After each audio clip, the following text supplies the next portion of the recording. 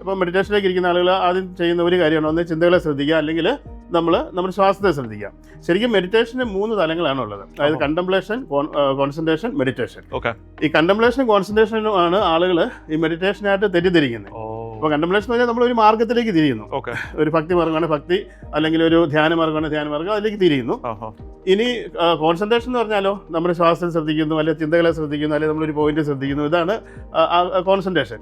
എന്നാൽ മെഡിറ്റേഷൻ എന്ന് പറഞ്ഞാൽ അതൊരു നോ മൈൻഡ് സ്റ്റേറ്റ് ആണ്. അതായത് നിർമ്മനത്തിൻ്റെ സ്റ്റേറ്റ് ആണ്. അതായത് നമ്മുടെ ഉള്ളിൽ ഞാൻ വിചാരിച്ചുകൊണ്ടിരിക്കുന്ന ഞാനെന്ന് പറയുന്ന ഭാവം അത് നമ്മുടെ ചിന്തകളാണല്ലോ, അല്ലേ? ഇപ്പം ഞാനും റൂബിളും ഒക്കെ നമ്മുടെ ചിന്തകളാണ്. അപ്പോൾ ആ ചിന്തകളെയും മറികടന്നുകൊണ്ട് അതിൻ്റെ ഉള്ളിലിരിക്കുന്ന ആ ഒരു ആത്മബോധം, അതായത് അൾട്ടിമേറ്റ് കോൺഷ്യസ്നെസ്സിൻ്റെ ഭാഗമായിരിക്കുന്ന അല്ലെങ്കിൽ അംശമായിരിക്കുന്ന നമ്മുടെ ഉള്ളിലെ ആത്മബോധത്തെ അറിയുന്ന പ്രോസസ്സാണ് മെഡിറ്റേഷൻ എന്ന് പറയുന്നത്. മനസ്സിലായി. അപ്പോൾ അതിനെ അറിയണമെന്നുണ്ടെങ്കിൽ അതിന് അവിടെ തടസ്സമായിട്ട് നിൽക്കുന്നത് എന്താണ്? നമ്മുടെ മനസ്സാണ്, അല്ലെങ്കിൽ ചിന്തകളാണ്. അപ്പോൾ അതുകൊണ്ടാണ് ഞാൻ പറഞ്ഞത് നോ മൈൻഡ് അല്ലെങ്കിൽ നിർമ്മനത്തിൻ്റെ അവസ്ഥയിലേക്ക് നമ്മൾ എപ്പോൾ എത്തിച്ചേരുന്നോ അപ്പോൾ മാത്രമാണ് നമ്മളിൽ മെഡിറ്റേഷൻ സംജാതമാകുന്നത്.